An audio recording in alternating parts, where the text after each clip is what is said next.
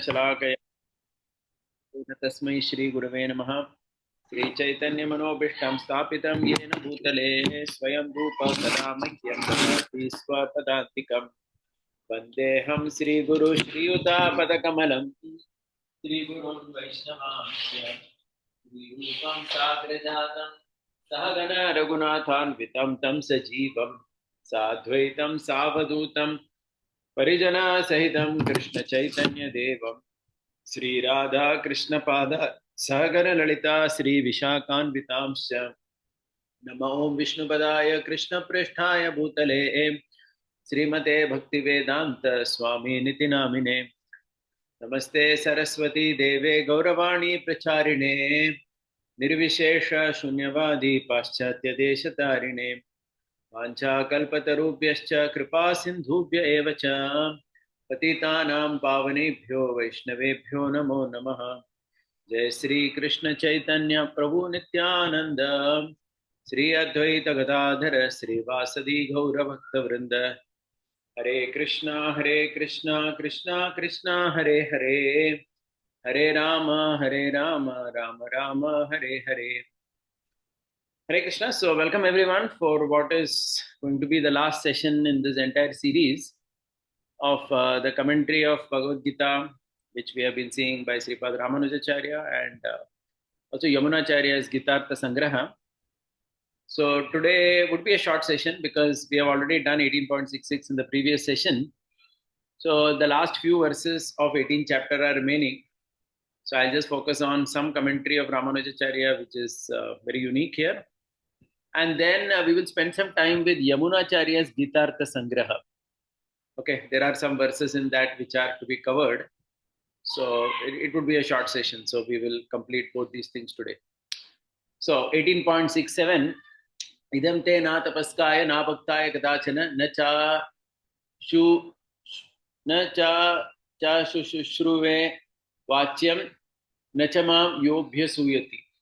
Okay. So this verse says, this most esoteric and confidential doctrine should not be imparted by you at any time to one who does not practice austerities, or to one who is bereft of devotion to me and you, or to one who is not keen on listening, and the one who cannot tolerate hearing about my supremacy should not be taught this. So everyone understands that by 18.66, Krishna's instructions are actually over. Whatever Krishna had to say, he has completed at 18.66. Now what Krishna does is, now there are just two parts which are pending. One is Krishna is concluding by talking about the eligibility to hear the Gita Shastra. And then Sanjaya says some verses and ends the scripture. So that is what is pending now. So there are three things that are said here, 4 points. Tapasya, Bhakti, so Ramanujacharya says tapasya should be there. Anyone who hears the scripture, he should have some tapasya. He should be practicing some tapasya. That is an eligibility. Bhakti to Krishna has been spoken here, but Ramanujacharya also says that one has to be a bhakta of the Acharya as well. That means one has to be devoted to the spiritual master. That is an additional thing he says in his commentary. So Bhaktaya, he says, is referring not only to Krishna but also to the spiritual master. So that is also there. And desire to hear. Okay, so three things are mentioned. Okay, there should be desire to hear. Okay, one who is not desirous to hear, he must not, there is no point in telling him the scripture. So three things he has said: tapasya, bhakti, and desire. Okay, and then separately he says one who is envious shouldn't hear. Okay, so Ramanujacharya says that, see, even if the previous three things are not there in someone, let's say somebody is not a tapasvi, someone is not a devotee, someone is not even keen on hearing, at least he should not be envious of Krishna. So that's why that, if you see in the verse also, na, cha mam yo abhyas, cha yah abhyasuya itimam. So this abhyasuya, anusuya, this thing has been said separately in this verse. Those other three things are said together, and this is said as the fourth thing. So Ramanujacharya says this is most important. I mean, this is the minimum eligibility, that one should not be envious of Krishna. So there is one Ramanujacharya's disciple. His name is Parashara Bhatta, very famous personality. So he writes that when Arjuna, so he's asking this question: why is it that Krishna is talking about the eligibility towards the end? See, generally in any scripture, we talk about eligibility in the beginning itself, right? We don't talk about eligibility after everything is over. So why is it that Krishna never spoke about eligibility in the beginning, but towards the end he's saying? So he says what had happened was Arjuna was in trouble. Okay, Arjuna was in trouble in the beginning of the Bhagavad Gita. And when Arjuna was in trouble, Krishna was very pained to see his devotee in trouble.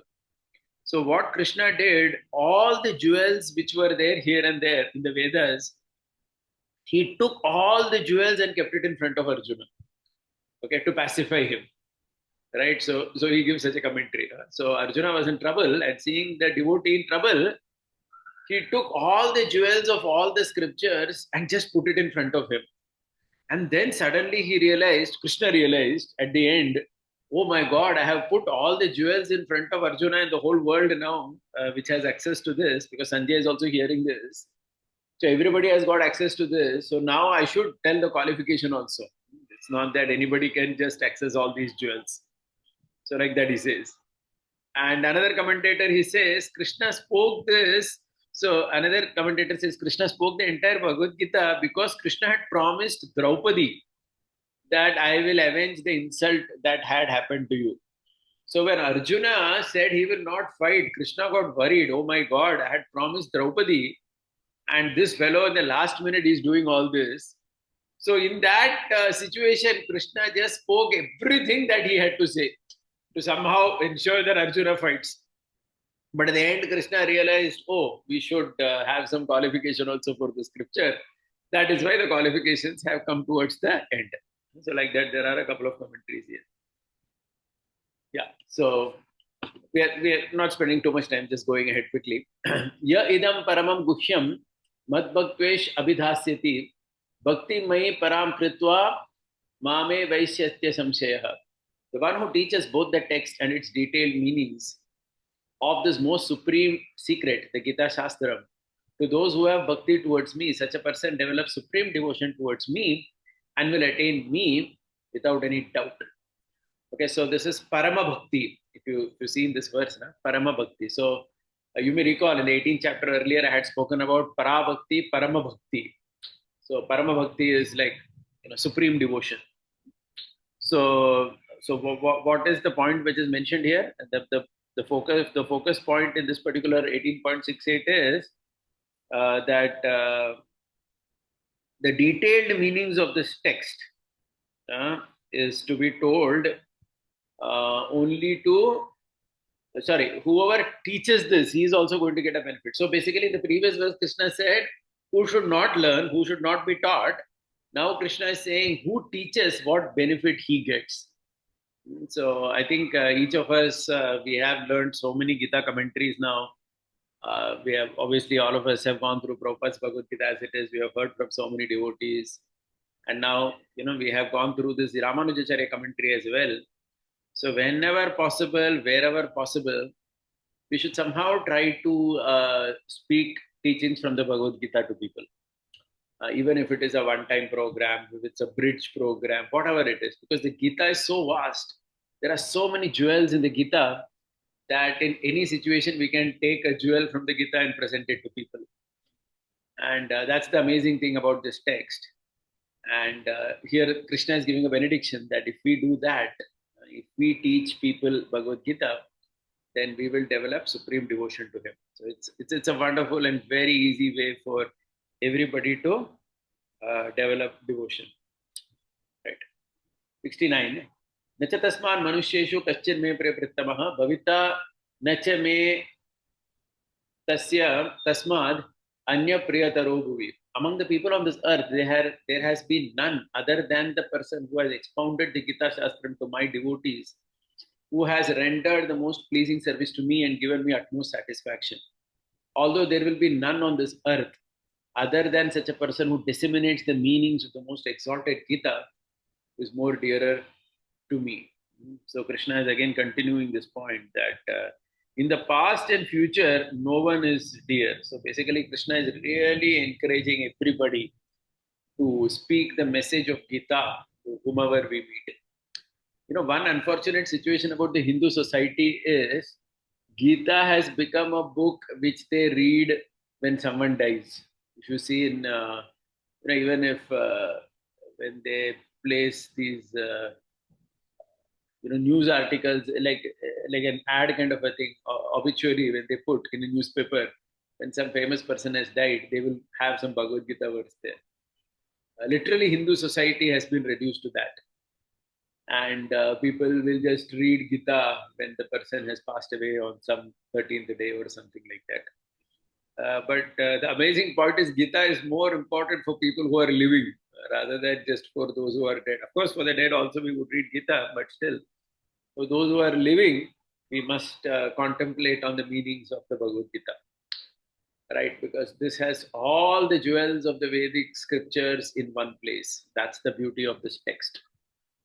And we should go through it repeatedly. We could take the help of various commentaries, and we could learn more and teach people more from the Gita. And this will be very well received by people as well, right? So, and Krishna is again, and we have this promise also from Krishna that if we do that, then we are extremely dear to Krishna, right? Some more qualifications. Adhyeshyate chaya imam dharmyam samvadamavayoho jnanayajnena tenaham ishtatasyam iti me mataha. And one who studies from a good preceptor, this Shastra, which is in the form of the dialogue between the two of us, which is highly sacred, expounding on the karma, jnana, bhakti, prapatti dharmas, then by such a person I am worshipped through the yajna in the form of knowledge. Such is my view. See, Krishna spoke the glories of one who is preaching the Gita. Now Krishna is speaking the glories of one who studies the Gita. Even hearing the Gita is also very, very important. Okay, so Ramanujacharya here he says that Gita is actually, technically speaking, it is Smriti Shastra. It is not Shruti. Like we all know, there is Shruti and there is Smriti. Shruti is referring to the Vedas. Smriti is the Mahabharata and all comes in Smriti. So generally, the thing is, in Smriti, Adhyayan is not there. Adhyayan means to kind of repeatedly go through it. And then Shruti is Adhyayan. It's Adhyayan based. Adhyayan means to keep going through it again and again, like that. Like the Vedas are recited over and over again, and so on and so forth. Right? But Smriti is heard. It isn't done Adhyayan type of. But in this verse, this word is there, right? Adhyeshyate. Adhyeshyate. This is the first word in this verse. So based on this word, Ramanujacharya says, because of this word, Gita is not to be considered just a Smriti, but it is given the status of a Shruti. So that is why Gita becomes Upanishad. That is why we say Gita Upanishad. See, generally the Upanishads are in the Shruti category. They are not Smriti category. But Gita, Bhagavad Gita, though it is coming in the Mahabharata, and technically it may be Smriti, but because of this word, what it indicates is Krishna wants us to study this scripture, Adhyaya. Okay, just like how one does for the Upanishads and other things. So it's not just a story that you just hear once and just, okay. Like in Mahabharata, there are so many stories. One may like to hear that. One may not do exactly an Adhyayan of those stories.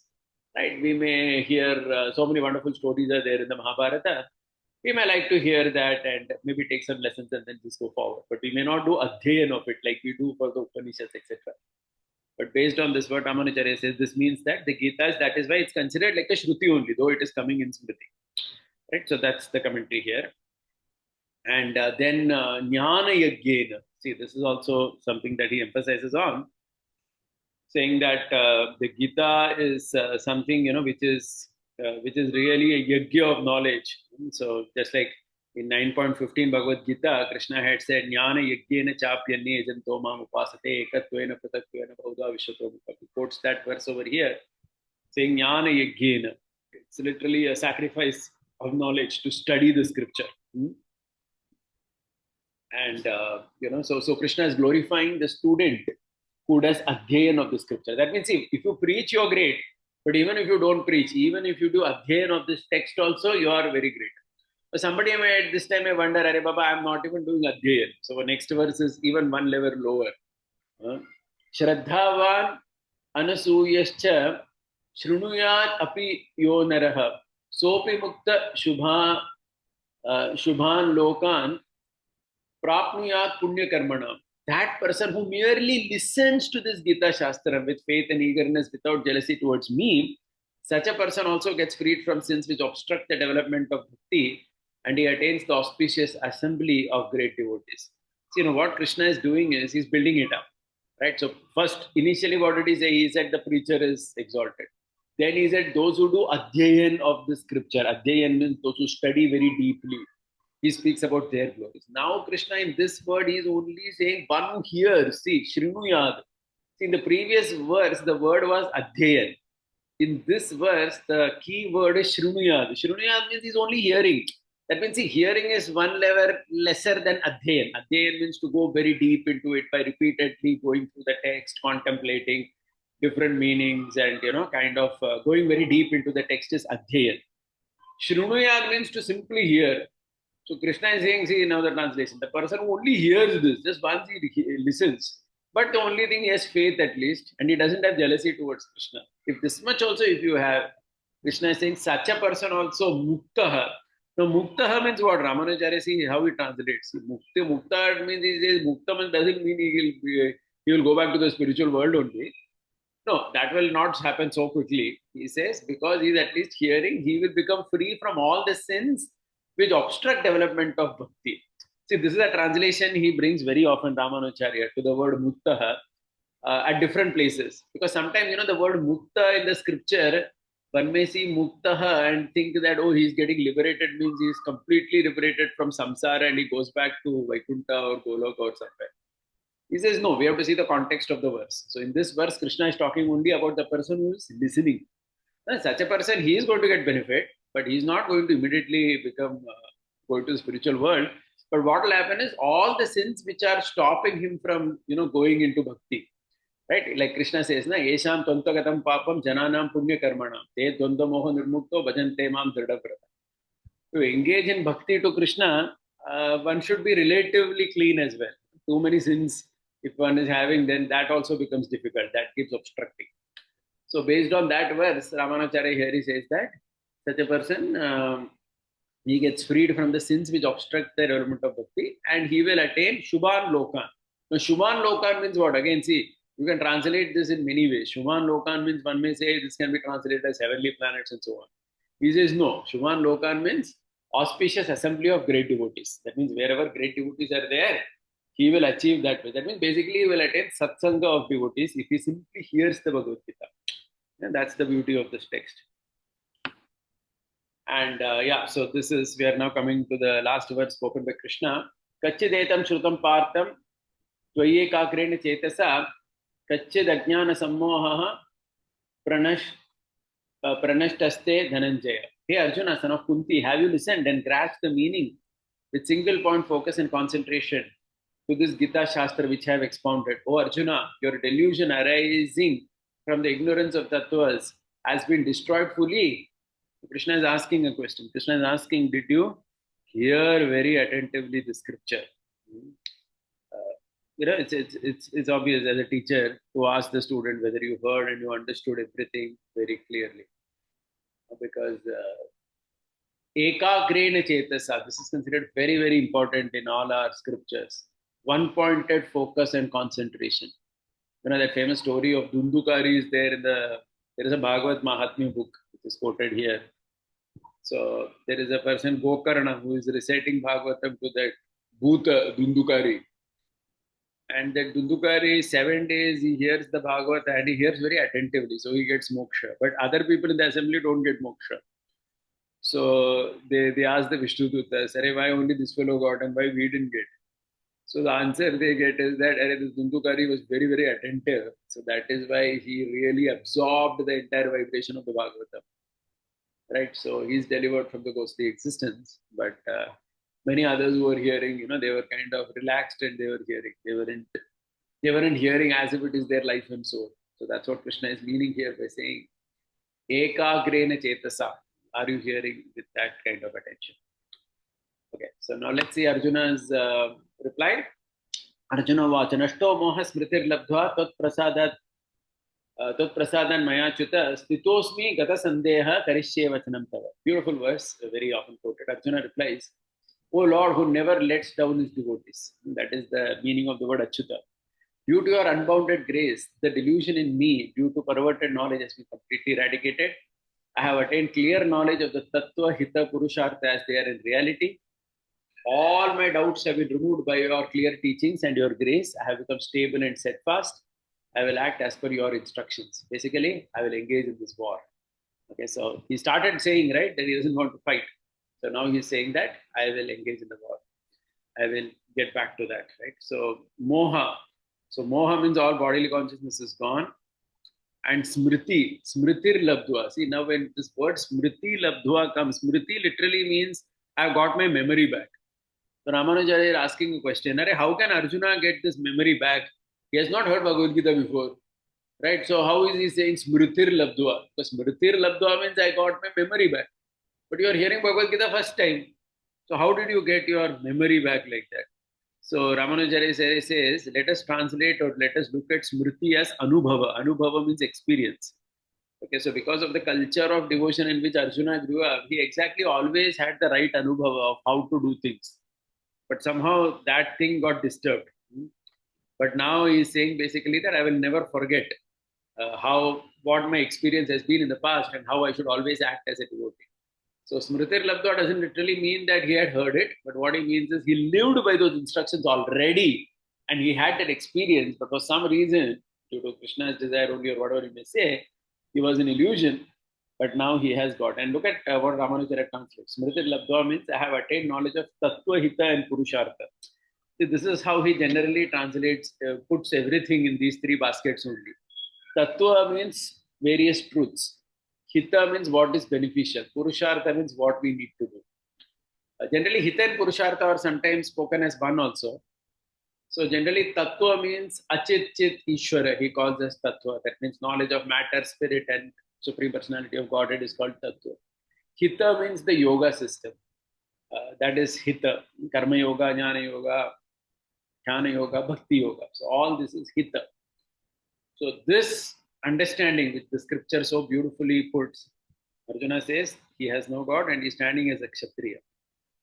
Okay. Now Sanjay is going to speak the remaining last verses. Sanjay Uvacha, Ityaham Vasudevasya Parthasya cha Mahatmanaha Sambadam imam Ashrausham Adbhutam Romaharshan. Sanjay says, thus I have heard in its entirety this wonderful conversation between Sri Krishna, son of Vasudeva, and the highly intelligent and great Arjuna, which was so thrilling that it produced horripilation in me. Basically, that means hair standing on end. I was blessed to hear it. Okay, so now from now onwards, Sanjay is speaking. So let's remember that this whole scripture started in 1.1 by Dhritarashtra Dharma Kshetre, and Sanjaya spoke in the second verse, Sanjay Uvacha. Drishtva tu Panduvanikam, that verse. So from there, now again, Sanjay speaking. Of course, in the 11th chapter also, he had spoken intermittently about the Vishwarupa Darshan. But now again, Sanjay is speaking. Sanjay is basically saying that I narrated the same way that I saw and said the same. See, basically, what he's saying is, whatever I heard, I have said it as it is. And so that is the focus in this verse. That means Sanjay has not made up anything. Okay, now then Sanjaya gives credit to his guru. Vyasa prasada chritavan etad dushyamaham param yogam yogeshwarat krishnat sakshat katayata swayam. With the divine ears and divine eyes, blessed to be by Vyasacharya, I myself heard directly, just like Arjuna, the highly esoteric yoga, the set of all teachings taught by Lord Sri Krishna himself, who is the repository of innumerable auspicious qualities. Okay, so basically, this was Vyasa's mercy. So if you go back to the Mahabharata, the Bhishma Parva, Vyasa comes and asks Dhritarashtra if he wishes to see the war. So Dhritarashtra says no, and then Vyasa says that I can give it to someone else who can teach it to you. So Vyasa says, Dhritarashtra says you can give this power to Sanjaya. There are some very beautiful verses actually in the Mahabharata. I'll just recite that. This is from the Bhishma Parva. Eshata Sanjayo Rajan Yuddham etad vadishyati etasya sarvam sangrame na paroksham bhavishyati. So Vyasa tells that I am going to give the Sanjaya the benediction by which anything in the battlefield he can see. And what is that anything? Our Vyasadeva elaborates. Chakshusha Sanjayo Rajan Divyaneva Samanvita Kataishanti The Yuddham Sarvajnasya Bhavishyati. He can narrate to you this. And how, what all he can see? Prakasham va aprakasham va divi va yedi va nishi manasa va chitatam api sarvam vetyasi Sanjaya. So Vyasa tells Dhritarashtra, I am giving Sanjaya the benediction where not only he can see what is happening in the battlefield, he can read everybody's mind also in the battlefield. And he can understand what is happening in the day, what is happening in the night. That means Sanjaya's this vision is not limited by sunlight or anything. That okay, no, the sun has set, Sanjaya cannot see. Wherever Sanjaya focuses in the battlefield, he can see what is happening, including reading the mind of all the characters in the war. That was the blessing that was given to Sanjaya by Vyasadeva, which is something amazing. So that's why we see in the Mahabharata also when Sanjaya is describing, he's actually able to see what's going on in people's minds as well. Right? So that is the power of Vyasa. Vyasa is a very powerful personality because he had that ability. And that whole ability he had given to this disciple of his Sanjaya. So Sanjaya is giving his gratitude to Vyasa. And Ramanacharya says, other than Arjuna, only Sanjaya could see everything. No one else could hear the conversation. I think the whole Bhagavad Gita was not heard by anybody else in the battlefield, he says. Only two people heard it. One was Arjuna, one was Sanjaya. That's it. No one else. And the universal form, the Devatas could see. That universal form also, Ramanacharya says, nobody in the battlefield saw. Only the Devatas and everybody saw. Why is that? Because Krishna wanted to show that also as part of his greatness. How all the Devatas are bowing down to him out of fear of seeing the universal form. So for that, they had to see. That's why they saw. Other than this, nobody saw. They were all like that. So this way, Sanjaya is giving gratitude to his teacher. Rajan samsmritya samvadam imam adbhutam Keshavarjunayo punyam drishyami cha muhurmuhu. O King Dhritarashtra, this conversation between Lord Sri Krishna and Arjuna was immensely wonderful to hear, and the meanings were also exceedingly delightful. It will remove the sins when heard.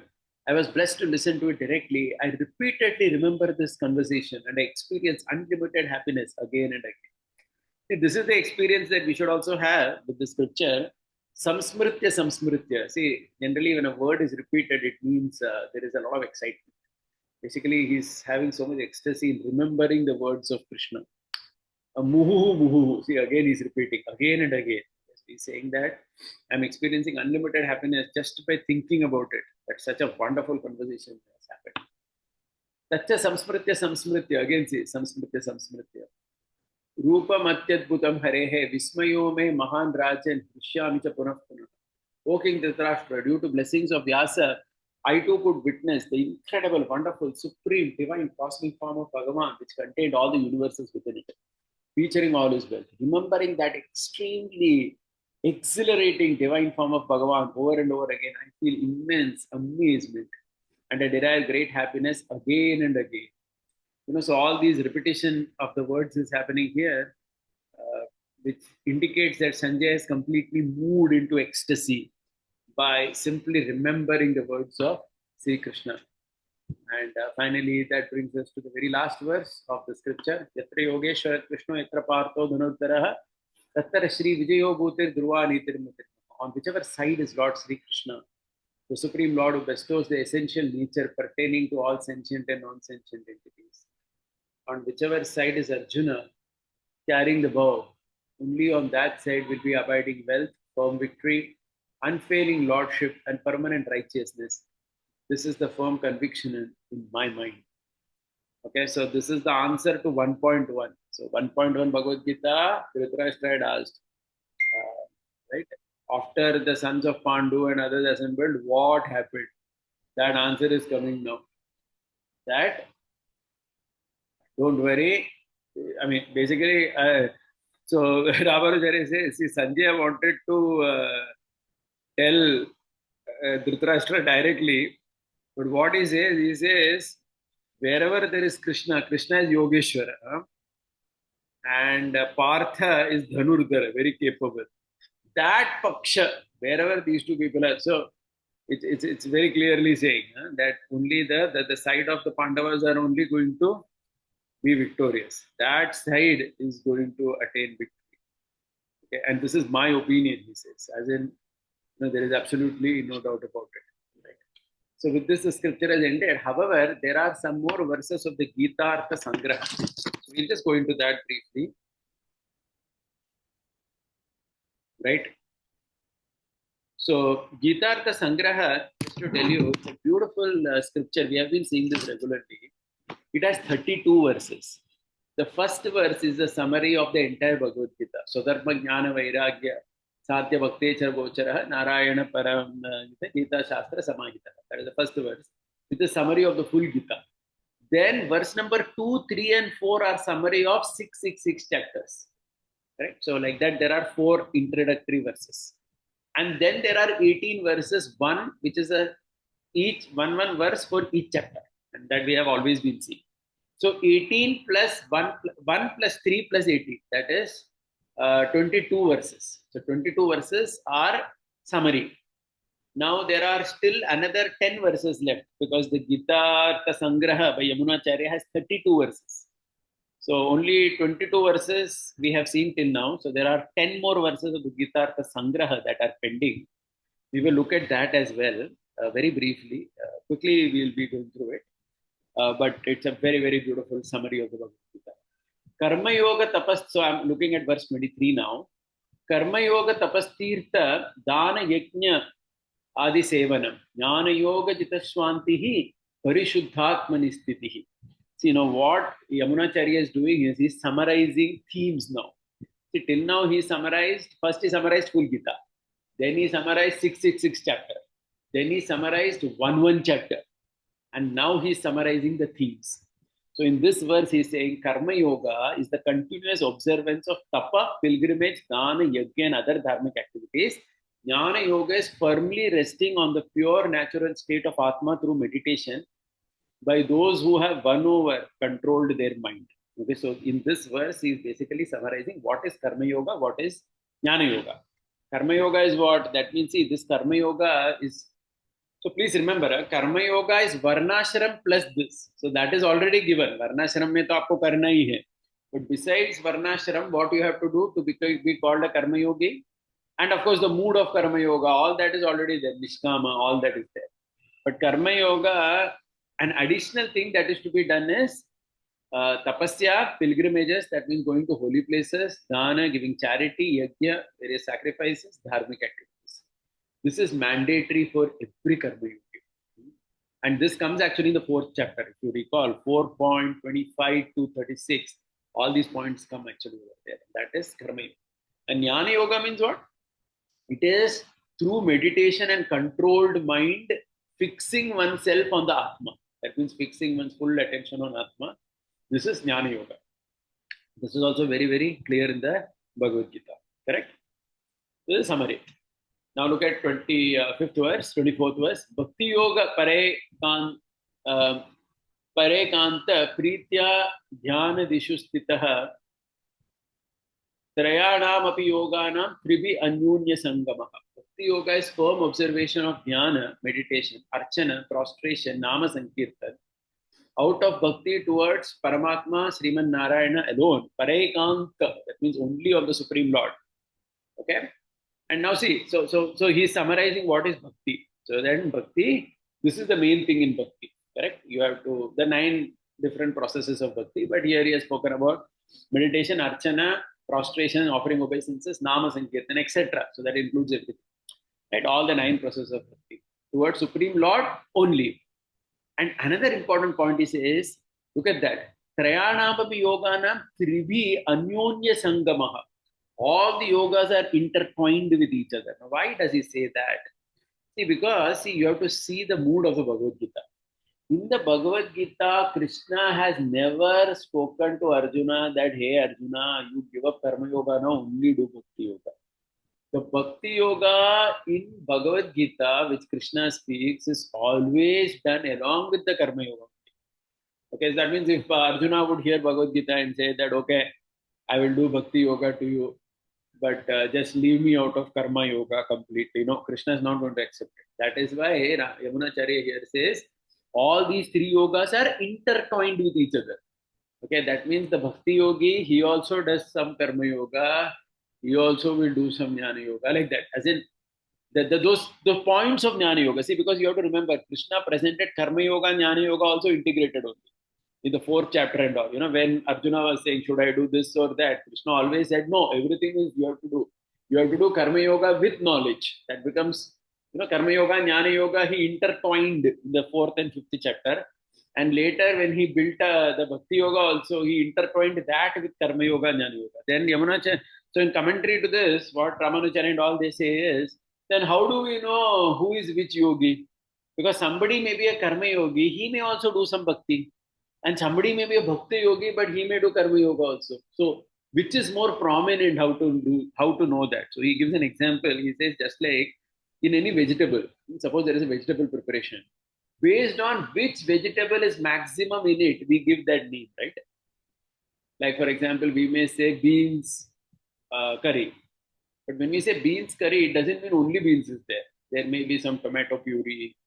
There may be some other things also mixed in it. Maybe a couple potatoes are also put into it. But predominantly it is beans curry. So we say beans curry. Like we say paneer sabji. Okay, he doesn't give example of paneer. I'm giving since most of us may be knowing that better. But there may be other things also in that. Shimla mirchi may be there. So many other things may be mixed with the paneer. But predominantly when paneer is there, we call it paneer sabji. So similarly, he says, predominantly which yoga that person is, that will decide who he is. So somebody may be mainly Karma Yogi, but he may do some Bhakti also. But then you cannot call him as, Bhakti Yogi like that. It is like very little sprinkling of Bhakti Yoga is there in his life. But somebody may be a Bhakti Yogi primarily, then you will call him as a Bhakta. So it all depends, right? So like that is an example. But basically the point is that Gita talks about all three together. Gita is not saying that you can do Bhakti Yoga, giving up Karma Yoga. No, that is very, very clear. Right? 25th verse. Nitya Naimittikanam cha Pararadhana Rupinam Atmadrishte Traya api Ete Yoga Dvarena Sadhakaha. Nitya Naimittika Karma too, which are Aradhana to the Supreme Being, Sriman Narayana, are to be observed in all three yogas. All three of these yogas are meant for achieving Atma Sakshatkar through yoga, that is meditation. Through yoga, that is meditation upon the Atma. Okay, see, here what he brings out is, see, this is the 18th chapter he brings here. That means nobody can say, Nitya Naimittika Karma, I don't have to do. Nitya Naimittika Karma, you have to do only. We discussed this in great detail in the 18th chapter. Nitya Karma means, according to your Varna Ashrama situation, there are some things that one has to do daily. Like offering water to the sun, doing the Gayatri, these are Sandhya Vandana, etc. Nitya Karma. The Naimitika Karma, like eclipses, etc., come, then there is some special vow to be observed during eclipse.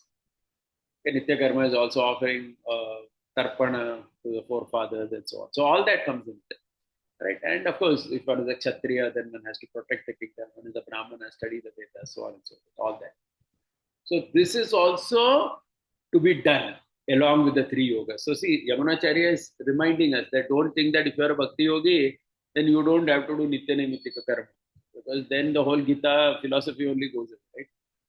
Okay. So all these three and all these yogas are meant to achieve Atma Sakshatkar. Ultimately, that's the goal. Self-realization through meditation. Okay. So of course, for a Bhakta, it will be meditation of the Supreme Lord, but general yoga means meditation upon the Atma. Right? Then he builds up. Okay. Now he comes to Bhakti. Nirasthanikila jnanah drishtva atmanam paranugam pratilabhya param bhaktim tayeva apnoti tatpadam. Becoming devoid of all ajnana, ignorance, by performing any of these yogas, seeing the true nature of the Atma as a servant of Paramatma, attaining parabhakti, by that devotion itself, such a person attains the abode of Paramatma, that is Sri Vaikuntha. So he says that, see, now what he says is, you can see the commentary to this particular verse is that any yoga, if one does, which obviously means he will do the other two also, that will also ultimately bring him to bhakti.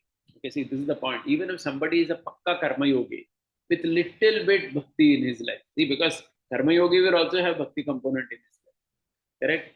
Even such a karma yogi also, he will come to this platform of parabhakti. See, this is 18th chapter Bhagavad Gita, where Krishna says that, if you see the 18th chapter, the build up, that karma yoga ultimately leads you to self-realization. That is the point he's bringing here. Ultimately, any of these yogis, he will come to this. And ultimately, he will attain the spiritual world. That's what he says. Now, 27th verse. Bhakti yoga tadartischet samagraishwarya sadakaha atmarthi chet traya api ete tat kaivalasya sadakaha. If anyone desires Aishwarya, immense wealth, Bhakti yoga becomes the means to achieve that immense wealth that is greater than Brahma himself. If one desires to attain the pure state of Kaivalyam, all these three yogas become means to achieve that Kaivalyam. See, now what Yamunacharya is doing, he's taking us back to the 7th chapter Bhagavad Gita. If you remember the 7th chapter Bhagavad Gita, 7.16 verse, right? That the 4 types of people who obtain Krishna, Artho, Jijnasur, Artharthi, Jnani. So there the Artho and the Artharthi is the Aishwarya. If you remember, we have spoken about it in great detail. That means one wants wealth. Then that Jignasu is that Kaivalyarthi, one who wants Kaivalya Moksha. And that Jnani there is the Bhakta, right? In that context, in that word Jnani means one who comes to Krishna by knowledge. That means he wants Krishna only now. Okay, so here he says that if somebody does Bhakti Yoga wanting Aishwarya, wanting wealth, then Krishna will give him wealth greater than that of Brahma himself. Okay, and we have seen this in great detail earlier. I was telling you how even beyond the coverings of the universe, there are such lokas which are said to be even more fabulous than that of Lord Brahma. Right? If you recall, we have discussed this from the Brihad Bhagavatam.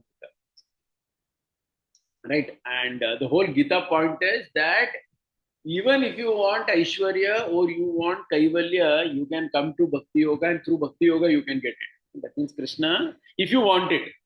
If somebody is adamant, I want wealth only, then Krishna will give that. So that is how the Gita talks about.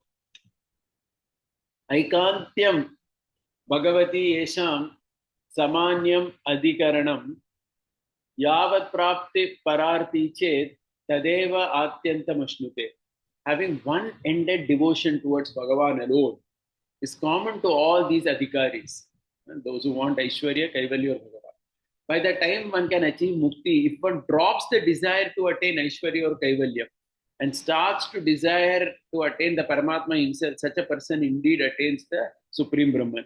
So what Yamunacharya says is, see, the beauty of the Bhagavad Gita and Bhakti Yoga is if somebody starts doing Bhakti Yoga thinking, I want wealth or I want Kaivalya, but later if his mind changes, he feels that no, I don't want wealth or Kaivalya, I want Supreme Lord only, then that person will get the Supreme Lord. Okay, so that is the beauty. So he says that you can progress, right? That's how the Gita is. You can start with this and then later you can come up also. And so that is the beauty of this bhakti. Right? Now, the last 3 verses. Jnani tu paramekanti tada yattatma jivanaha tat samshlesha viyogaika sukha dukkha tadekadihi.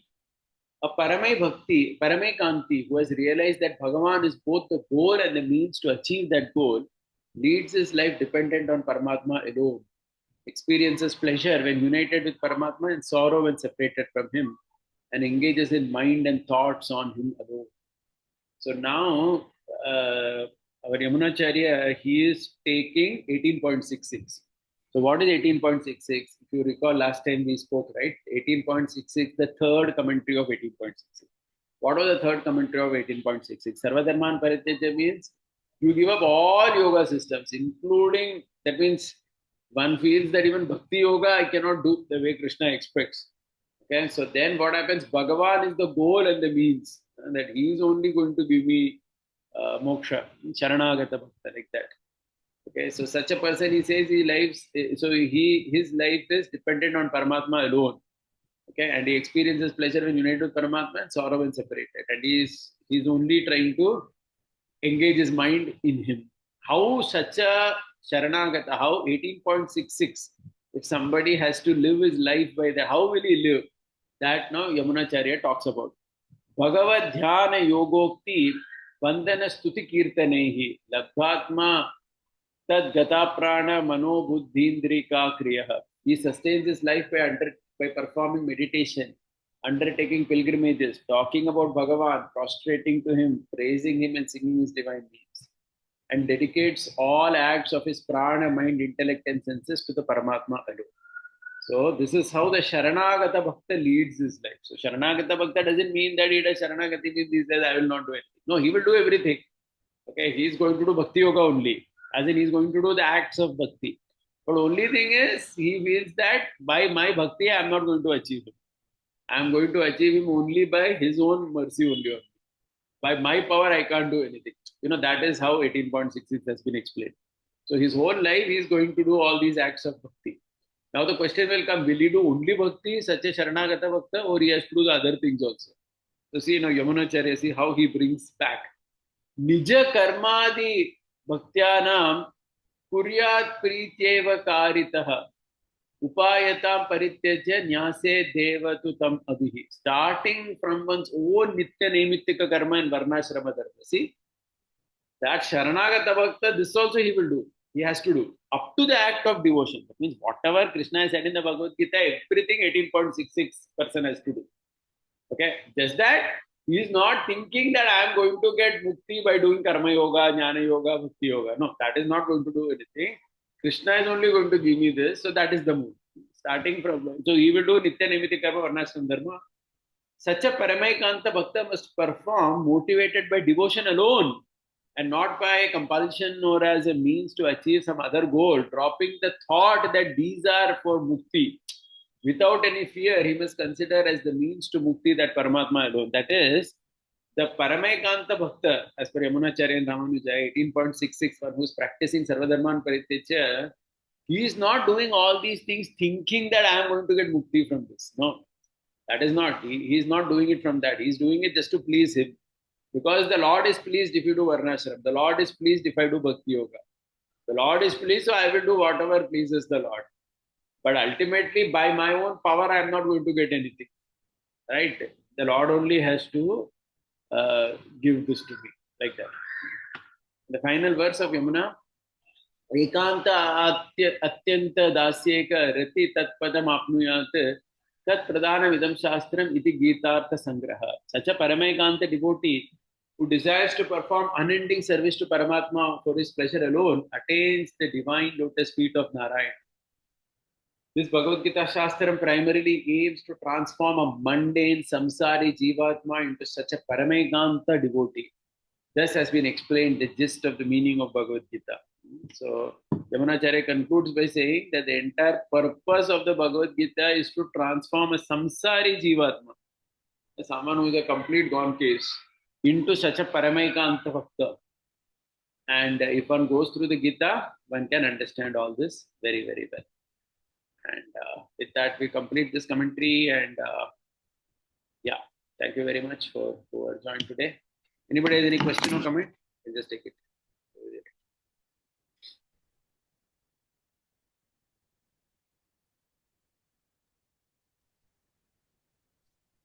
Hare Krishna, Prabhu. Yes, Prabhu. Prabhuji, 18.66, I think that's where we started today, right? Where the qualification was mentioned. Yeah, 18.67. 67.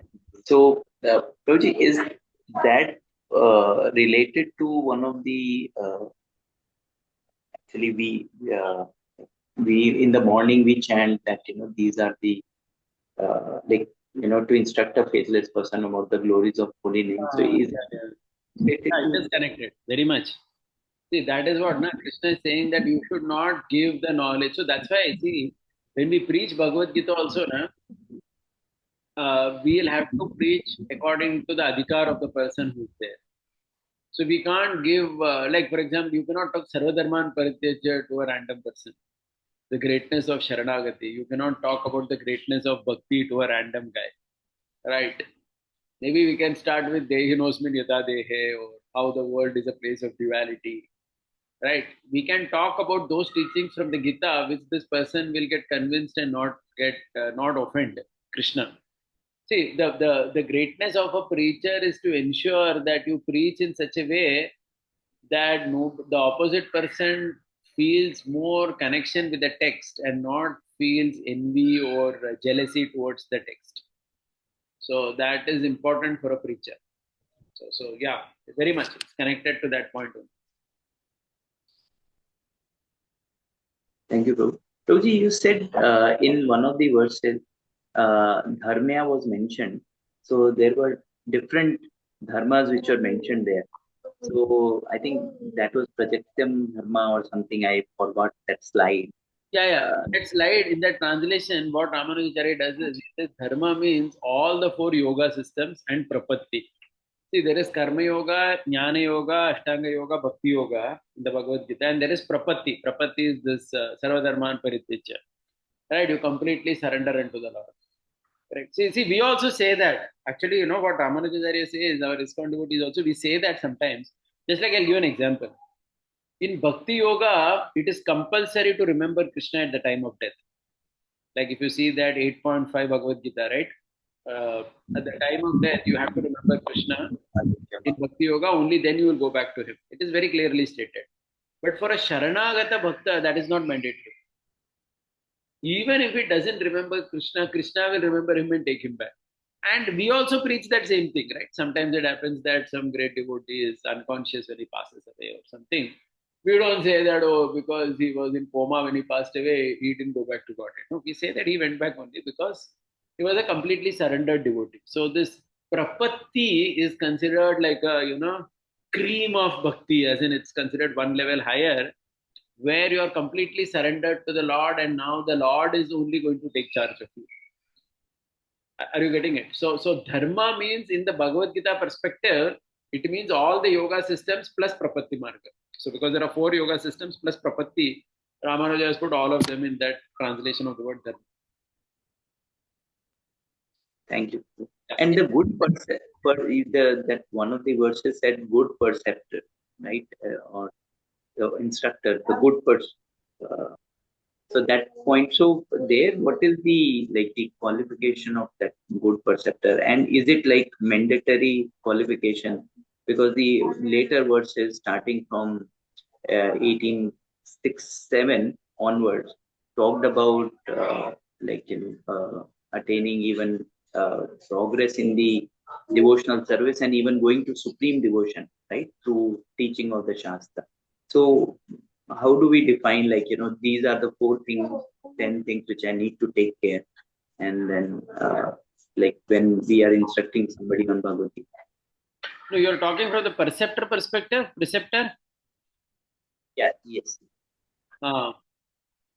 Okay, so see, one who teaches the Gita, obviously he should have. So I mean, then we'll have to apply all what we have heard in the Gita, right? First, you have to hear from a guru, and you have to practice, and right. If you have to go back to 4.34, Tatviti Pradipatena, you'll have to go back to 9.2 Bhagavad Gita. We should not be envious of Krishna. One should, the qualifications of Gita in one sense have been spoken before also in the Gita in one or two places. So all that must be there. Plus, a person should have studied the Gita under a teacher himself. Then only is a good preceptor, right? Otherwise, he is not. If he has not himself studied properly, we see that also. There are so many gurus in today's world. If you see, as in they're very famous, but Shastric knowledge is lacking in them. So they don't talk from Shastra, correct? They just talk so many goody things like that, and And sometimes they just appear to quote Bhagavad Gita also, but actually they have not studied it very deeply. Yeah. So good preceptor means one should have gone through the Gita Adhyayan under a teacher himself and studied it deeply. Yeah. Thank you. Yeah. Sarakrai Prabhu, you had a question? Yes, yes, Prabhuji. Prabhuji, for a Sharanagata Bhakta, I mean, like if he's doing all the activities as pleasing to the Lord, so what should be the like barometer or what should be the consideration to consider something as pleasing to the Lord? His instructions. Pleasing to the Lord from the Gita perspective is very clear. Krishna has already said how you are supposed to live your life, how you are supposed to do karma yoga, how you are supposed to control your mind and senses, how you are supposed to do bhakti yoga, how you are supposed to deal with the world. Everything Krishna has said already. So following the instructions means following all that, whatever he has said in the Gita. Correct? Okay. Yeah. Okay. So I mean, like only perspective it changes is that instead of thinking that doing all these things I will get mukti, but we should do all these activities to please the Lord rather Yeah. than to aspire for mukti. Yeah. Yeah. Okay. That means if you ask a question to a devotee, why are you following Varnashrama? Why are you following Varnashrama? Why are you offering rituals to your departed parents or ancestors? Answer is to please the Lord. Why are you offering water to the sun god? Why are you chanting Gayatri? Whatever one does as a devotee, right? A devotee is a Kshatriya, why are you fighting a war? A devotee is a Brahmana, why are you teaching the Shastra? A devotee is a Vaishya, why are you taking care of the cows or doing business or whatever? Everything is done to please the Lord. Why are you taking care of your family? To please the Lord. Because He has said you should do it, I am doing it. Because Krishna said in 3rd chapter, right? You must do karma yoga. Krishna said that I myself do karma yoga when I come. So how can we Yeah. be so great that we will not do? Because he has said to please him, we are doing. But we are not. So the Ramanujara's commentary is the Sharanagata Bhakta, his mood is not that he's doing these things thinking that these things will benefit me. He's saying, I'm doing everything to please him. Even my bhakti also is like that, he says. Because he says, so Ramanujara's point is, how much bhakti we will do and when are we going to achieve? See, because if you see bhakti yoga, it is very technical. Correct? Bhakti yoga means constantly you have to remember Krishna and right? Like if you see, it's not a very easy thing. Like if you see Chaitanya Mahaprabhu, he exhibited in one sense what a bhakta is. Correct? I mean, all of us also, if you see carefully, it will be, it would not be correct to call ourselves as bhakti yogis in a sense that, we are not apratihata haituki. It's not that, like Chaitanya Mahaprabhu, we hear all these stories, right? How he hears the name of Krishna and suddenly torrents of tears, like torrents of rain, fall from his eyes, and he's trembling in ecstasy, and every hair is standing. I mean, come on, where are we? I mean, forget even achieving something like that. What to speak of, even the Goswamis, the bhakti that they did, or right, someone like Haridas Thakur, how he is chanting the holy names and so on and so forth. So if you see, Bhakti Yoga is ananya, always. There is no interruption in Bhakti Yoga. It's like continuous, literally. Raghunath Das and all, if you hear how they do Bhakti. Correct. So our Bhakti, Ramanujara says for most people, he says in Kali Yuga, the Bhakti Yoga perfection is very difficult, he says. That means to do Bhakti Yoga and achieve spiritual world, by his Bhakti to go up. Yeah, like Prabhuji, I mean, Whatever we can as a of pleasure to him. Because he's pleased, we are chanting his name. Like, why are we chanting Hare Krishna? As a pleasure, because Lord is happy that my devotee is sitting and chanting. That's all. like in the chanting which we are doing, right? Like from our chanting, if you think that we can go back to Godhead, Yeah, that's what. instead of that, if you think that I'm doing this chanting to please the Lord, Yeah, that's it. That's that's the better. yeah. It is just everything is for his pleasure. That's it. Sure. The mood of Thank the you, Prabhuji. Sharanagata Bhakta. Yeah. Thank you very much. Hare Krishna. Ramanujacharya की जय, यमुनाचार्य की जय, शिला प्रभुपाद की जय, गौर भक्तों की जय।